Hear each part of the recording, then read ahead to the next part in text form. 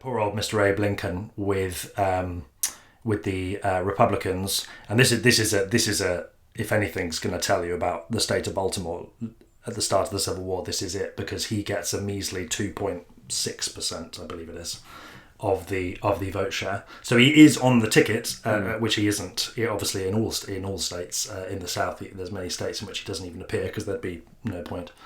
But in Baltimore, he does very, very poorly indeed. So, of course, overall, he is in fact elected, and on the way to his inauguration, just at the start of 1861. His train is due to pass through Baltimore on the way to Washington. So he hears reports that he's not terribly popular in Baltimore. He understands this. He understands from a guy called Alan Pinkerton, who is the head of his kind of nascent... It's not called anything at this point, but it's basically the Secret Service. It's really the beginning of the modern American Secret Service as we know it.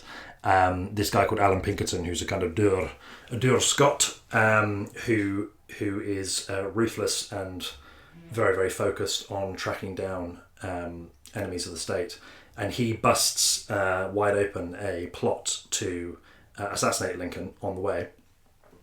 So Lincoln, rather than stopping, which he was planning to give speeches, he passes straight on through on the train to Washington because he fears of obviously what may happen to him if he steps out and speaks to the people who don't love him all that much. So this leads to much ridicule in the papers, images of him as a sort of cowardly lion and all that kind of stuff, peeking out from behind the door in his railway carriage, looking very timid. It's not a great look, but it's obviously it's a political necessity at that point. So once it's clear that forces are needing to be mobilised, the Union is mustering its troops in the north and sending them down through along the various railroads to Washington. So they're sending, I believe it's when the 6th Massachusetts are coming through town, they have to basically, because the railroads don't pass through the cities, they have to get off the train, walk through the town, and get onto another train to take them to their destination.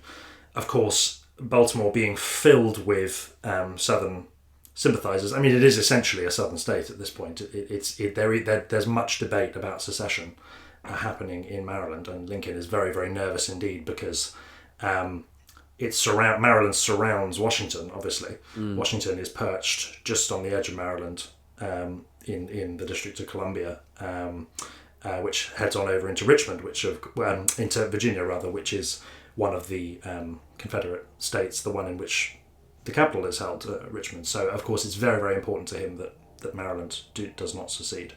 Anyway, so there is much anti-Lincoln feeling. And so when the troops come marching through, they are basically told, leg it, get as quickly as you can along this street called Pratt Street, which goes from I think it's President Street Station to Camden Street Station. They have to get there and they have to go along this one long road. So they're basically running the gauntlet. And as they progress through, there's a sort of hailstorm of projectiles being thrown at them by disgruntled locals who are calling them despots and traitors and all sorts of horrible things.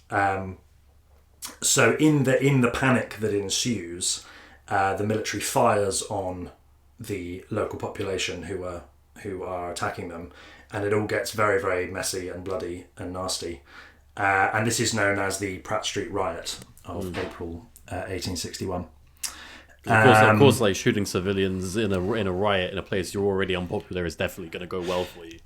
Yes, exactly. It's not good, and of course, it's a self-fulfilling prophecy in a way because they, if there's obviously a lot of feeling against them beforehand, and then all they're trying to do is pass through, but it all goes wrong, and so it makes the situation even worse.